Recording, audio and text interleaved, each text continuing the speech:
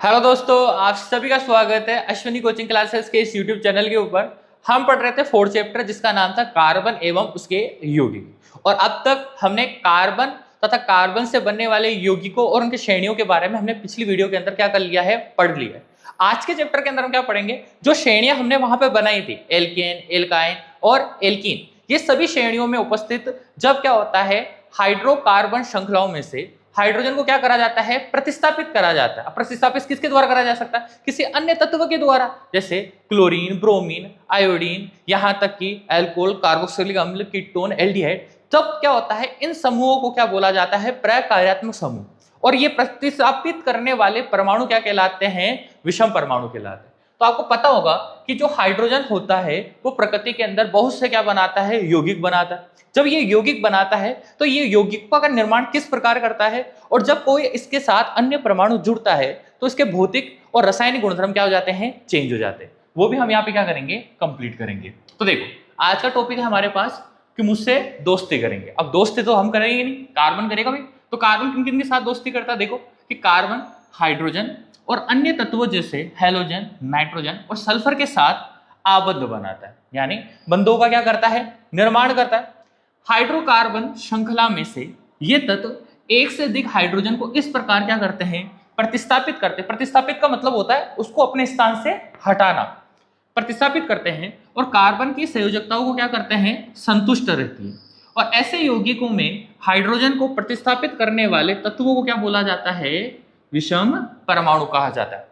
ये जो विषम परमाणु जो है, ये आपके एग्जाम में भी पूछा जाता है कि विषम परमाणु किसे कहता है। तो आपको पता पड़ गया होगा कि विषम परमाणु किसे कहता है। अब देखो, विषम परमाणु कुछ प्रकार्यात्मक समूहों में भी क्या होते हैं, उपस्थित होते हैं।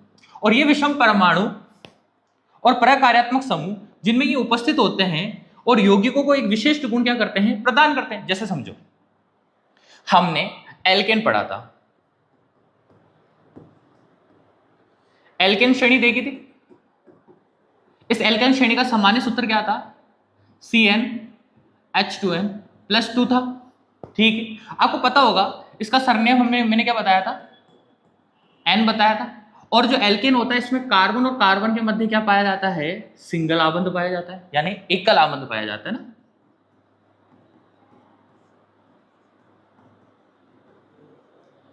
अब आप देखना इसके कौन कौन से यौगिक बने थे। हमने देखा था CH4 बना था, जिसको हमने क्या बोला था, मैथेन बोला।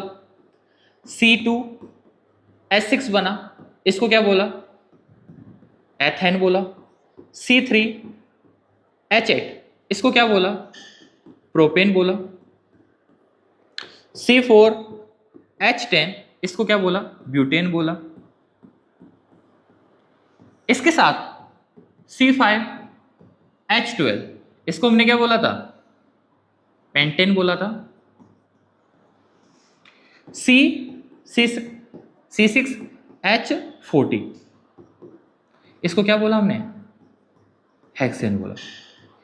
अब देखना, मैं भी मेथेन की संरचना बनाता हूं। मेथेन की संरचना ऐसे बनी थी, ये मेथेन की संरचना होती है। ये आप पिछली वीडियो का अगर आप ढंग से देखोगे, उसको सही तरीके से समझोगे, तो ये आपको फॉर्मूले बनाना, इनकी संरचना बनाना आसानी से समझ में आ जाएगा। पहले वो वीडियो देख लेना, तभी ये चीजें आपको समझ में आएगी। मान लो कोई X नामक परमाणु है। अब X की जगह मैं मान लेता हूं कोई क्लोरीन है। ठीक है, ये क्लोरीन क्या है, प्रकार्यात्मक समूह है। अब इसको थोड़ा ना ढंग से लिख देता हूं, नहीं तो आपको फिर बाद में समझ में नहीं आया।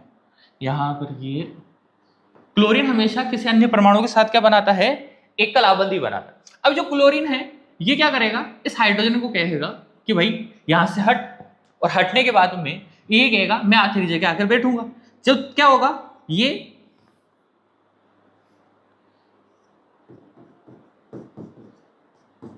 क्या कर देगा, ये हाइड्रोजन को हटा देगा और क्लोरीन इसकी जगह आकर क्या हो जाएगा, बंध का निर्माण कर लेगा। तो आप देखोगे यहां पर कार्बन 1 है, हाइड्रोजन 3 है, और ये क्या बन गया, Cl।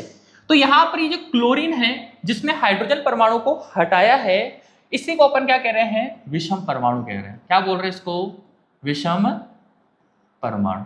तो अब आपको चीजें समझ में आई होगी कि इन सभी संरचनाओं के अंदर या इन सभी यौगिकों के अंदर हाइड्रोजन परमाणु को क्या करा जाएगा, प्रतिस्थापित करा जाएगा। और उसके साथ कोई विषम परमाणु आकर कार्बन के साथ जुड़ जाएगा। लेकिन कार्बन के साथ जब जुड़ेगा ना तो वो कार्बन की प्रत्येक संयोजकता को क्या करेगा, पूर्ण करेगा। क्या करेगा, पूर्ण करेगा। ये बात आपको पता होनी चाहिए।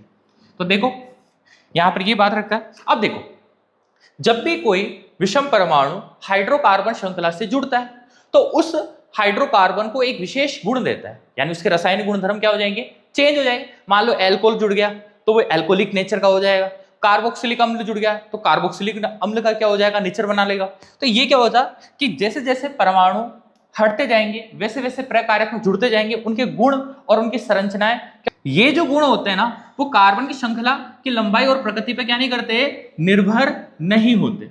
फलस्वरूप ये किस पर निर्भर होते हैं, प्रकार्यात्मक समूह पर क्या होते हैं, निर्भर होते हैं। इसलिए ये हाइड्रोकार्बन श्रृंखला अब उन यौगिकों के नाम से जानी जाती है जो इनके साथ जुड़ जाते हैं। अगर एल्कोहल जुड़ेगा तो ये क्या हो जाएगी, ये एल्कोहलिक नेचर वाली यौगिक बना लेगी।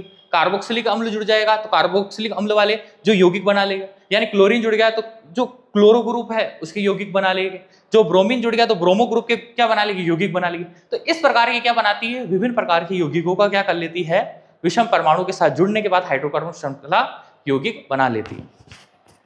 एक बार इसका स्क्रीनशॉट लो आप सब। जैसे देखो अब देखो यहां पर आपको क्या दे रखे हैं, विषम परमाणु दे रखे हैं। विषम परमाणु कौन कौन से, जैसे क्लोरीन होती है, क्लोरीन और ब्रोमीन को हम किस नाम से जाना जाता है, हेलो के नाम से जाना जाता है।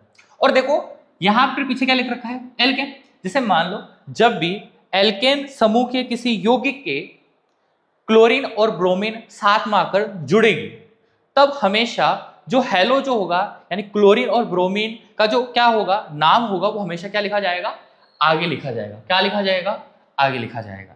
याद रख लेना क्लोरीन को क्या बोला जाता है, क्लोरो,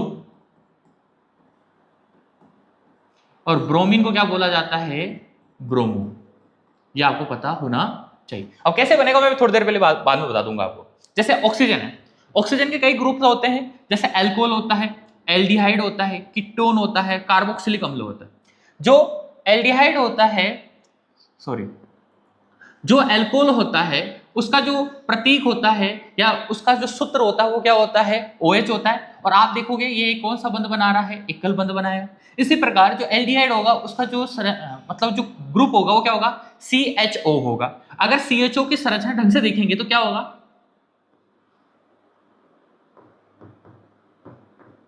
ये एल्डिहाइड ग्रुप की क्या बन जाएगी, संरचना बन जाएगी। इसी प्रकार जो कीटोन होता है, कीटोन क्या होता है, कार्बन जो होता है उसके डबल बॉन्ड कौन बनाता है, ऑक्सीजन बनाता है। और जो कीटोन ग्रुप होगा वो किसी भी एल्केन श्रेणी के किसी भी सदस्य के साथ हमेशा क्या होगा, बीच में ही क्या बनेगा, ग्रुप आकर सेट होगा। इसी प्रकार जो कार्बोक्सिलिक अम्ल होता है इसके अंदर इसका ग्रुप कौन सा होता है, COOH होता है। और आप देखो ये जितने भी फॉर्मूलाज होते हैं इनके अंदर देख सकते हो ये हमेशा हाइड्रोकार्बन से सिंगल बंध ही बना रहे हैं। अब देखो इस संरचना को ढंग से खोलेंगे तो क्या होगा, C डबल बॉन्ड O। तो ये क्या है, इस संरचना का विस्तृत रूप है। तो आपको ये भी चीजें क्या होती हैं, पता होनी चाहिए ना। अब देखो हाइड्रोजन के एक या अधिक अणुओं को प्रतिस्थापित करके इसकी क्या करते हैं, हाइड्रोकार्बन श्रृंखला की संयोजकताओं को क्या करते हैं, संतुष्ट करते हैं। कौन करते हैं, प्रकार्यात्मक समूह करते हैं, ठीक है। और कार्बन श्रृंखला से क्या हो जाते हैं, जुड़ जाते हैं। तो एक बार आप इसका स्क्रीनशॉट लो। अब देखो कैसे जुड़ते हैं। जैसे अभी देखेंगे अपन,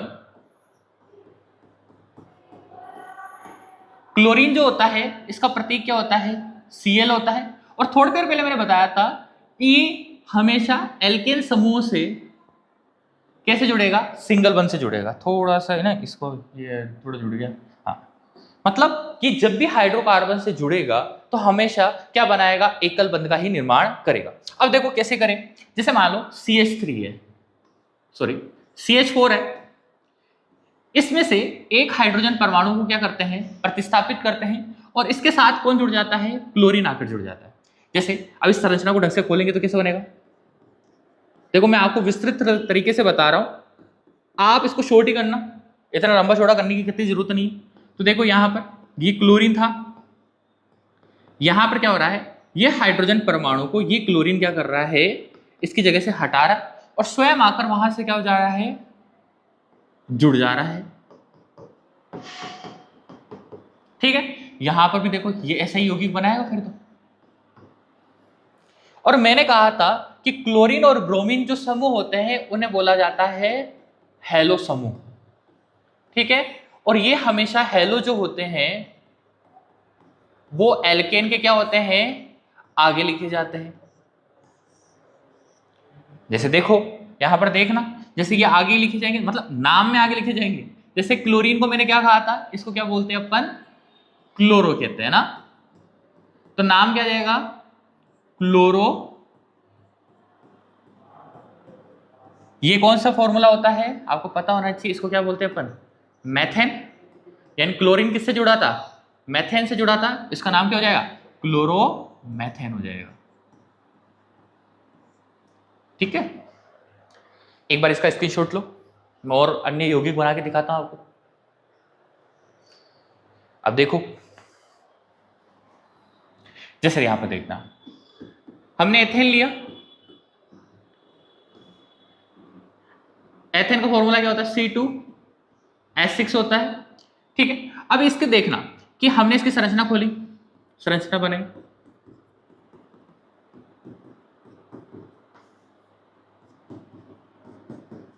अब यहां से एक हाइड्रोजन परमाणु क्या हो गया, क्लोरीन के द्वारा क्या हो गया, प्रतिस्थापित हो गया, हो गया। अब जो प्रतिस्थापित हुआ, इसमें से हाइड्रोजन बाहर निकल गया और क्लोरीन आकर जुड़ गया, तो क्या बना,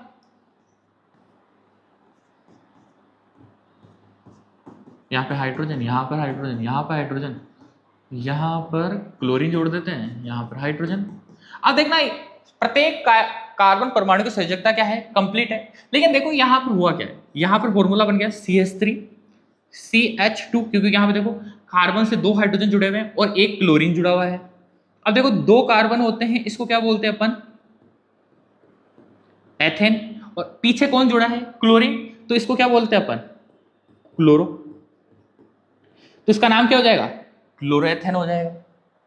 तो समझ में आ रहा है आपको कि जब भी हैलोजन परमाणु या क्लोरीन या ब्रोमीन किसी हाइड्रोकार्बन श्रृंखला से जुड़ते हैं तो उनका नामकरण करते समय हमेशा उनका ग्रुप का जो प्रतीक होता है वो हमेशा क्या लिखा जाता है, आगे लिखा जाता है। यानी उनका जो सिंबल होता है, सिंबल कैसे, मतलब सिंबल तो क्या बोलेंगे इसको, इसका जो अनुकरण होता है वो क्या लिखा जाता है, आगे लिखा जाता है। जैसे क्लोरो एथेन,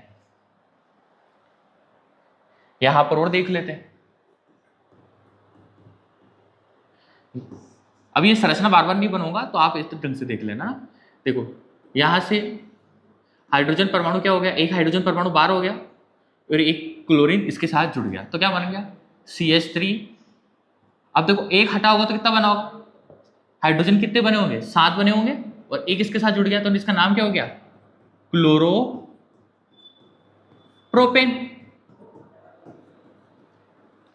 और एक बार देख लो, ये क्या है, C4H10, इसमें से एक हाइड्रोजन बाहर निकल गया और एक क्लोरीन आकर से जुड़ गया। तो देखो एक हाइड्रोजन बाहर निकला होगा तो कितने हाइड्रोजन हो गए होंगे, 9, और इससे जुड़ा है तो इसको क्या बोलेंगे, ब्यूटेन, और ब्यूटेन के आगे क्या लगेगा, क्लोरो। ठीक है, तो इस प्रकार आप बहुत से यौगिकों का क्या कर सकते हो, निर्माण कर सकते हो। तो एक बार इनका भी क्या ले लो स्क्रीनशॉट। अब देखना, मैंने कहा था हेलो ग्रुप के अंदर एक और सदस्य आता है, उसका नाम क्या होता है, Br, यानी इसको क्या बोलते हैं अपन, ब्रोमीन। और ब्रोमीन जो होता है, ठीक है, इसको क्या लिखते हैं अपन, जैसे क्लोरीन को अपन क्या लिख रहे थे, क्लोरो लिख रहे थे, तो ब्रोमीन को क्या लिखेंगे, ब्रोमो लिखेंगे। अब यहां पर देखना, जैसे ये मेथेन है, मेथेन में से एक हाइड्रोजन परमाणु क्या हो गया, बाहर हो गया, इसके साथ कौन जुड़ गया, ब्रोमीन आकर जुड़ गया। ब्रोमीन हमेशा क्या बनाएगा, एकल बंध का ही निर्माण करेगा। तो इसका मतलब क्या हो गया, ये CH3 बन जाएगा, यानी एक हाइड्रोजन बाहर निकला तो कितने हाइड्रोजन बचे, 3 बचे। इससे आकर और कौन जुड़ गया, ब्रोमीन जुड़ गया। अब देखो ब्रोमीन को हम क्या बोलते हैं, ब्रोमो, और पीछे क्या लगेगा, मेथेन। तो इसका नाम क्या हो जाएगा, ब्रोमोमेथेन। यहां पर और देखो ये क्या होता है, C2H6, इसको बोलते हैं अपन एथेन। एथेन में से एक हाइड्रोजन क्या हो जाता है, बाहर निकल जाता है, और इससे कौन आकर जुड़ जाता है, ब्रोमीन जुड़ जाता है। तो फॉर्मूला क्या बनता है, C2, पहले इसको थोड़ा सा ऊपर कर लेता है।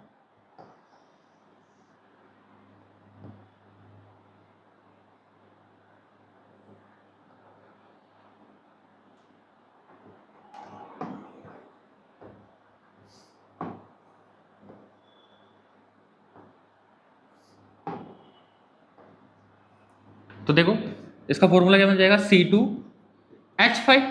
सीधी सिंपल सी बात है कि जिससे एक हाइड्रोजन बचेगा, निकल जाएगा, तो इसमें टोटल कितने बचे, 5 बचे। इससे आके कौन जुड़ गया, Br जुड़ गया। तो इसका नाम क्या बन गया, ब्रोमो एथेन बन गया। और देख लो, अगर इसको क्या बोलते हैं अपन, प्रोपेन बोलते हैं। अब प्रोपेन के यौगिक में से एक हाइड्रोजन परमाणु क्या होता है, बाहर निकल जाता है, और इससे कौन जुड़ जाता है, क्लोरीन जुड़ जाता है। तो देखो, तो आप देखना टोटल कितने हाइड्रोजन बचे, 7 बचे, और इससे कौन आकर जुड़ गया, अरे क्लोरीन थोड़ी कर रहे थे अपन, ब्रोमीन कर रहे थे, ये पहले ही बना लिया था हमने। तो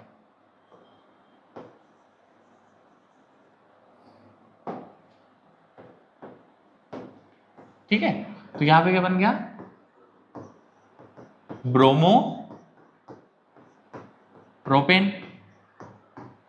अब देखो आपको पता होना चाहिए कि संरचना अगर बनानी पड़ जाए तो संरचना कैसे बनाओगे। तो 3 कार्बन तो आपको पता है, 3 कार्बन लिखोगे, प्रत्येक कार्बन के अंदर सिंगल सिंगल बंध आएगा। उसके बाद में प्रत्येक कार्बन की संयोजकता कितनी होती है, 4 होती है। अब यहाँ पर आप देखो, यहाँ पर प्रत्येक के साथ आप क्या कर दो, हाइड्रोजन को क्या कर दो, संयोजित कर दो, और एक की जगह आप क्या कर दोगे, जैसे यहाँ पर इस संरचना में क्या आएगा, Br आएगा, तो Br, अगर क्लोरीन जुड़ा होता तो क्लोरीन लिख देते। ठीक है, तो ये आपको पता होना चाहिए। एक बार इसका स्क्रीनशॉट लो। अब इसी प्रकार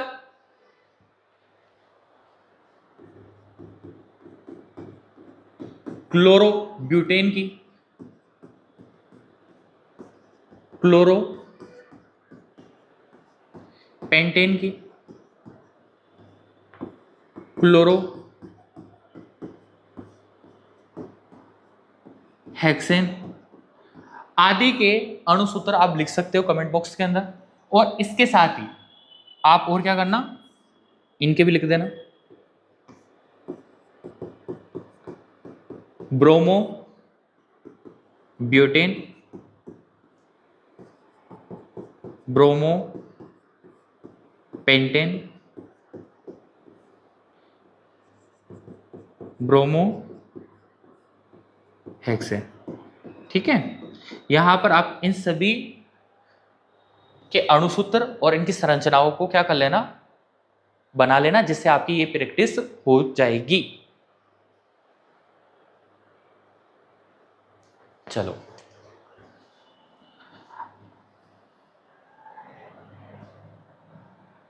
अब देखो, चलो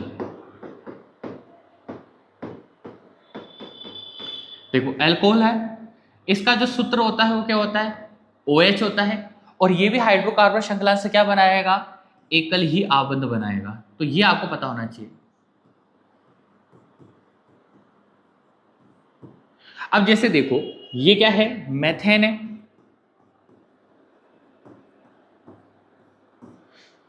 मेथेन में से एक हाइड्रोजन परमाणु क्या हो गया, बाहर निकल गया। अब देखो इसकी संरचना पहले भी बना रखी है, अभी भी एक बार और बना लेते हैं, जिससे क्या होगा, अच्छी तरीके से हम प्रैक्टिस क्या कर पाएंगे, कंप्लीट कर पाएंगे। तो देखो, यहां से एक हाइड्रोजन परमाणु बाहर निकाल लिया, और इस हाइड्रोजन परमाणु से कौन आकर जुड़ गया, एल्कोहल समूह आकर जुड़ गया। जुड़ गया। अब जब एल्कोहल समूह आकर जुड़ा तो इसका फॉर्मूला क्या बन गया, कार्बन 1 है, हाइड्रोजन 3 है और इसके आगे क्या लग जाएगा पीछे, OH लग जाएगा। अब याद रख लेना आप कि एल्कोहल के पीछे, अब देखो मैं क्या बोल रहा हूँ, इसका सरनेम लगेगा, तो सरनेम मतलब क्या लगेगा, जैसे एल्कोहल ग्रुप जब भी आएगा और इस यौगिक का नामकरण जब भी करेंगे तो पीछे हमेशा क्या लगेगा, ओल लगेगा। क्या लगेगा, ओल। जैसे अगर हम यहां पर बात कर रहे हैं, इसमें कार्बन कितना है, 1 है, तो इसका नाम क्या हो जाएगा, मेथेनोल। क्या हो जाएगा, मेथेनोल लग जाएगा। ठीक है, तो यहां पर आप एक बार देख लो।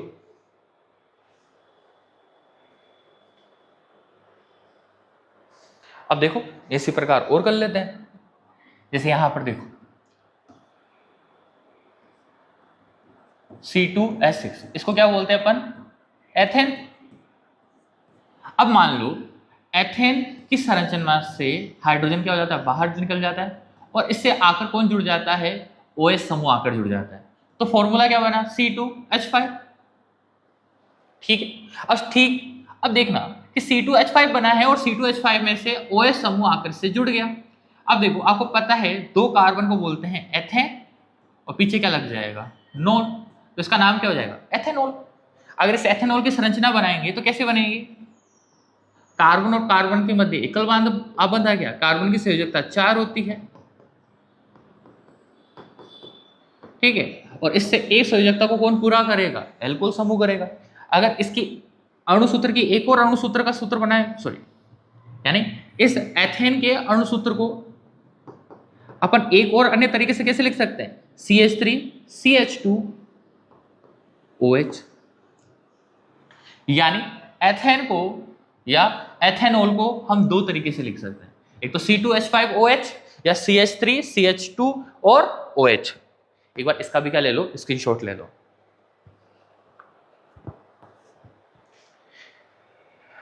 आपके लिए इसके लिए होमवर्क क्या होगा कि आपको प्रोपेनॉल,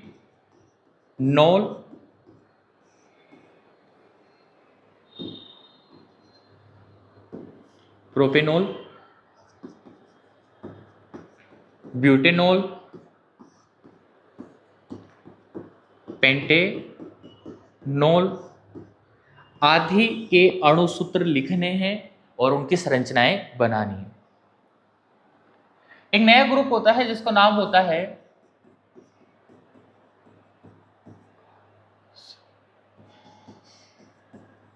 क्या होता है, कार्बोक्सिलिक अम्ल, और इसका जो सूत्र होता है वो क्या होता है, COOH।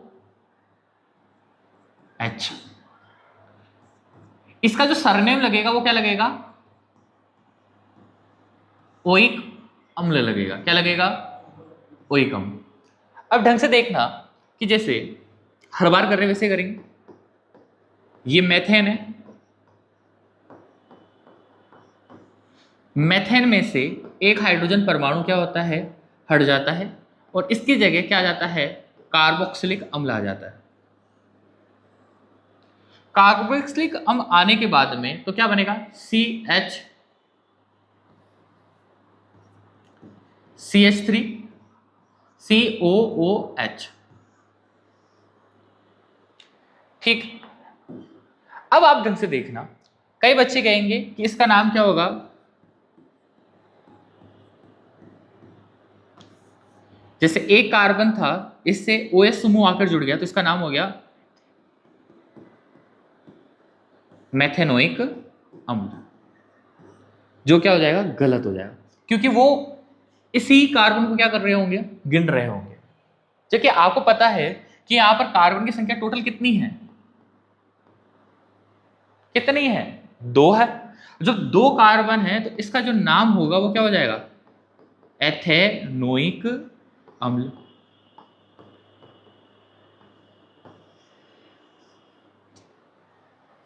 तो समझ में आया कि जब भी आप कार्बोक्सिलिक अम्ल के अंदर नामकरण करोगे तो उसमें कार्बोक्सिलिक अम्ल का जो सूत्र है जब वो जुड़ता है तो उसको भी क्या करना है, साथ में जोड़ना है, गिनना है। तो याद रख लेना कि यहाँ पर कितने कार्बन हो गए थे, 2 कार्बन हो गए थे, इसलिए इसका नाम क्या हो गया, एथेनोइक अम्ल होता है। लेकिन आपने मेथेनोइक अम्ल के बारे में भी सुना है, ठीक है, आपको पता है चींटी के डंक के अंदर, नेटल के डंक के अंदर, या अपन और क्या पढ़ते थे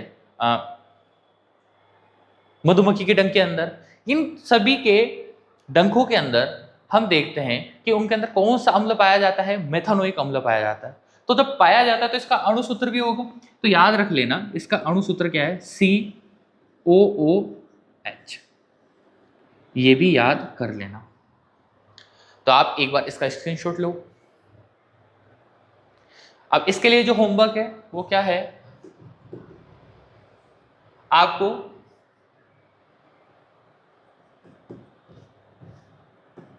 प्रोपेनोइक अम्ल, ब्यूटेनोइक अम्ल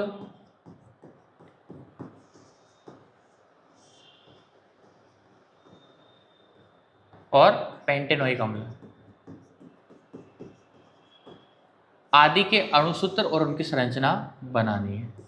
ठीक है, आप एक बार इसका स्क्रीनशॉट भी लो।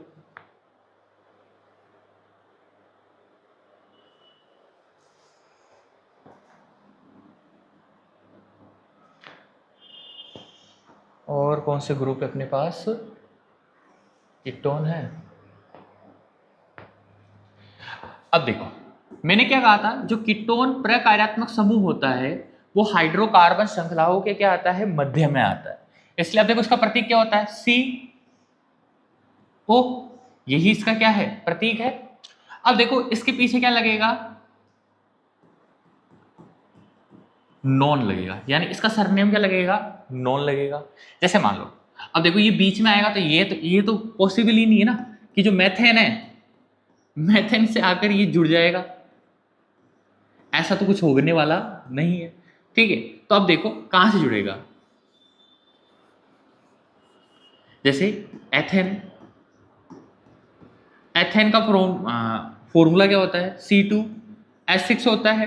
और आपको पता है इसकी संरचना बनाएंगे तो क्या बनाएंगे,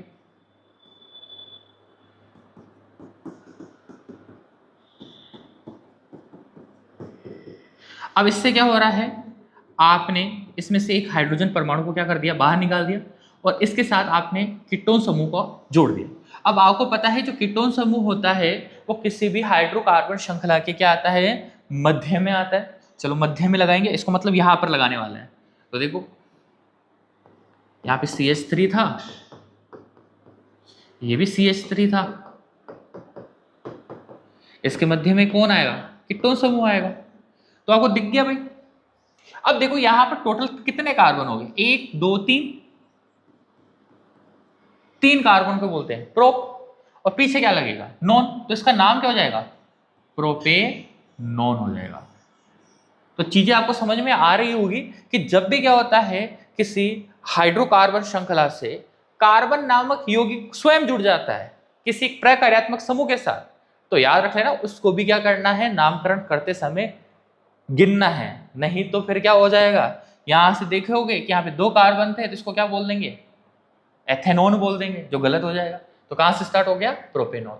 तो आप 2 ही दे रहा हूं उसमें, तो ब्यूटेनॉन और पेंटेनॉन, इन दोनों की भी संरचना क्या करना है, बना लेना है, इनके अणुसूत्र लिख लेना है। अब चलो इसका भी कोई अणुसूत्र लिखेंगे तो क्या लिखेंगे, CH3 CO CH3, इसको भी क्या कर सकते हैं अपन, लिख सकते हैं। तो एक बार इसका स्क्रीनशॉट लो।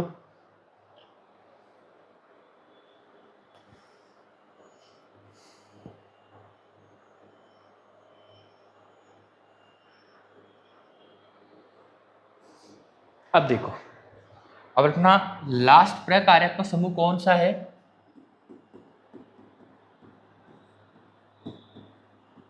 एल्डिहाइड। अब एल्डिहाइड का जो सूत्र होता है वो क्या होता है, CHO होता है, यानी ये भी हाइड्रोकार्बन श्रृंखला से क्या बनाएगा, एकल आबंध बनाएगा। अगर इसको मैं ओपन कर दूं, खोल दूं, तो क्या बनेगा, COOH। तो ये ओपन संरचना भी आपको याद रख लेनी है। याद रख लेना एल्डिहाइड का जो सरनेम होगा वो क्या होगा, नेल होगा। क्या होगा, नेल होगा। जैसे ये क्या है, मेथेन है, मेथेन की संरचना से एक हाइड्रोजन परमाणु क्या होता है, बाहर निकलता है। और इसके साथ आकर कौन जुड़ जाता है, एल्डिहाइड जुड़ जाता है।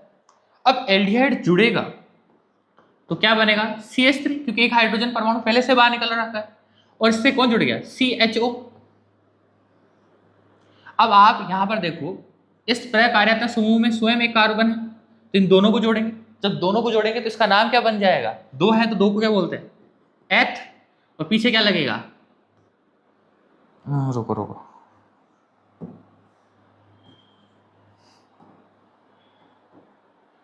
एथेनेल बनेगा। क्या बनेगा, एथेनेल बनेगा। तो याद रख लेना, ये इसकी क्या हो गई, अणुसूत्र हो गया। अब संरचना बनाना चाहो तो संरचना भी तुम क्या कर सकते हो, बना सकते हो। जैसे क्या बनेगी संरचना, Ca यानी कार्बन के साथ 3 आबंध तो है ये इसकी क्या हो गई, संरचना हो गई। तो ये भी चीजें याद रख लेना। इसके साथ आप प्रोपेनेल, ब्यूटेनेल, पेंटेनेल आदि के अणुसूत्र आप लिख लेना। देखो जैसे मेथेनोइक अम्ल होता है तो मेथेनेल भी होगा। अब मेथेनेल होता नहीं है ऐसे, तो देखो अगर कार्बन की जगह क्या आ जाए, हाइड्रोजन आ जाए, तो ये फॉर्मूला बनेगा। देखो ग्रुप तो कौन सा है, यहाँ पर एल्डिहाइड ग्रुप है, लेकिन यहाँ पर कार्बन की जगह क्या है, हाइड्रोजन है। तो अपन इसको क्या बोलेंगे, फॉर्मेल्डिहाइड, यानी इसका नाम क्या हो जाएगा, फॉर्मेल्डिहाइड। तो ये भी चीज आपको पता होनी चाहिए, ये एक बार एग्जाम में पूछा है तो इसको याद रख लेना। और इसको अगर चाहोगे तो इसको क्या बोल सकते हैं अपन, IUPAC नेम क्या हो जाएगा, मेथेनेल। बेटा अपन जितने भी नाम लिख रहे हैं ना, अभी तक शायद मैंने तुम्हें बताया नहीं होगा, ये सारे के सारे नाम किसके लिखे हुए हैं, IUPAC मतलब international union of pure and applied chemistry. इसके तहत अपन क्या कर रहे हैं, इनके रासायनिक नाम लिख रहे हैं। स्क्रीनशॉट लो इसका एक बार।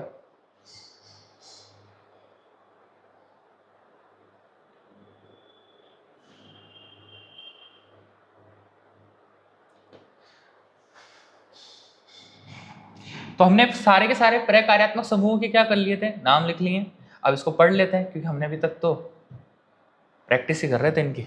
चलो अब समझाती श्रेणी समझ में आ गया होगा कि यौगिकों की ऐसी श्रेणी जिनमें कार्बन श्रृंखला में स्थित हाइड्रोजन को एक ही प्रकार के प्रकार्यात्मक समूह क्या करते हैं, प्रतिस्थापित करते हैं, उन्हें क्या कहा जाता है, समजातीय श्रेणी। अगर मान लो एल्कोहल के द्वारा करा जाएगा तो एल्कोहल वाली क्या होगी, समजातीय श्रेणी होगी।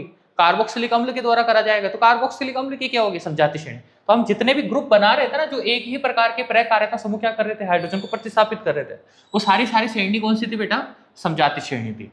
इन कार्बन श्रृंखलाओं में स्थित हाइड्रोजन तथा अन्य परमाणुओं को किसी भी प्रकार्यात्मक समूह से क्या करा जा सकता है, प्रतिस्थापित करा जा सकता है। ये तो हमने देख लिया अभी थोड़ी देर पहले कि हमने क्लोरीन, ब्रोमीन, यहाँ तक कि अल्कोहल, कार्बोक्सिलिक अम्ल, कीटोन, एल्डिहाइड, इस सब से क्या करा है, हमने चेंज करा। जैसे अल्कोहल जैसे प्रकार्यात्मक समूह की उपस्थिति में कार्बन यौगिकों को गुणधर्म को तय करती है। जैसे मान लो अगर हाइड्रोकार्बन से अल्कोहल जुड़ गया तो हाइड्रोकार्बन कैसा ग्रुप में आ गया, अल्कोहल वाले ग्रुप में आ गया।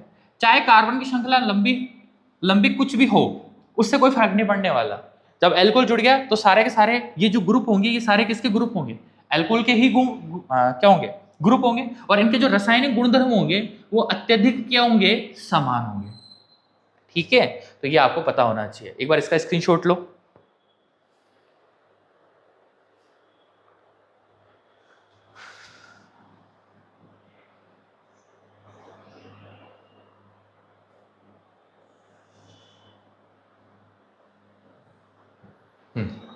याद रख लेना, जब किसी समजातीय श्रेणी में आणविक द्रव्यमान बढ़ता है, आणविक द्रव्यमान बढ़ता है मतलब क्या होता है, जब क्या होता है, कार्बन की संख्याएं बढ़ती जा रही, श्रृंखला लंबी होती जा रही, तो आणविक द्रव्यमान बढ़ रहा है, तो भौतिक गुणधर्मों में भी क्रमबद्धता दिखाई देती है। ऐसा इसलिए होता है क्योंकि आणविक द्रव्यमान के बढ़ने के साथ गलनांक और क्वथनांक में क्या होती है, वृद्धि हो रही। सीधी सिंपल सी बात है कि जैसे जैसे कार्बनों की संख्या बढ़ती जाएगी वैसे वैसे आणविक द्रव्यमान बढ़ेगा, उनमें जो गुणों की समानता होगी वो दिखने लगेगी, और इसके साथ उनमें जो गलनांक और क्वथनांक भी होगा वो बढ़ जाएगा। किसी विशेष विलायक में विलेयता जैसे भौतिक गुणधर्म में भी इस प्रकार की क्रमबद्धता दर्शाते हैं, किंतु पूर्ण रूप से प्रकार्यात्मक समूह के द्वारा सुनिश्चित किए जाने वाले रासायनिक गुणों समझाती श्रेणी में एक समान बने रहते हैं। जैसे मान लो अल्कोहलिक ग्रुप है, उनके सारे के सारे जो यौगिक होंगे वो सारे अल्कोहलिक ग्रुप में ही होंगे और उनके ही समान क्या होंगे, उनके लक्षण होंगे। एक बार इसका क्या लो, स्क्रीनशॉट लो।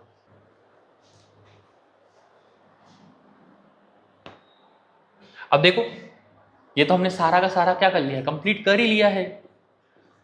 जैसे हेलोएल्केन है, इसके पूर्व लगन लगते हैं, जैसे क्लोरो और ब्रोमो। तो जैसे ये संरचना, इसको क्या बोलेंगे, क्लोरोप्रोपेन, क्योंकि इसमें क्या है, 3 कार्बन है। यहाँ पे भी 3 कार्बन है, लेकिन इससे कौन ग्रुप जुड़ा हुआ है, ब्रोमीन, तो इसे ब्रोमो प्रोपेन कहेंगे। इसी प्रकार जो अल्कोहल होता है, इसके पीछे क्या लगता है, ओल लगता है, तो इसका नाम, जैसे 3 कार्बन है, अल्कोहल ग्रुप जुड़ा हुआ है, तो उसको क्या बोलेंगे, प्रोपेनोल। इसी प्रकार अगर इससे कौन जुड़ा हुआ है, एल्डिहाइड समूह जुड़ा रखा है, तो इसको क्या बोलेंगे, प्रोपेनेल। अगर जो कीटोन समूह क्या होता है, मैंने भी थोड़ी देर पहले बताया था, वो हाइड्रोकार्बन श्रृंखला के मध्य में आता है, ठीक है। तो आप यहाँ पे कीटोन समूह देख रहे हो, तो इसके पीछे क्या लगता है, प्रोपेनोल लगता है। इसी प्रकार आप यहाँ पर देखना कि जो कार्बोक्सिलिक अम्ल होता है वो किसी हाइड्रोकार्बन श्रृंखला से जुड़ता है, तो इसके पीछे क्या लगता है, ओइक लगता है, तो इसका नाम क्या हो जाएगा, प्रोपेनोइक। और ये बाकी चीजें तो हम पहले भी कर चुके हैं, चाहो तो एक बार इसका भी स्क्रीनशॉट ले लो। देखो सारी चीजें पहले से ही कंप्लीट है, तो आपको टेंशन लेने वाली बात नहीं है। आप इस वीडियो को बार बार देखोगे तो ये सारे जो नामकरण है आपको आसानी से क्या हो जाएंगे, याद हो जाएंगे।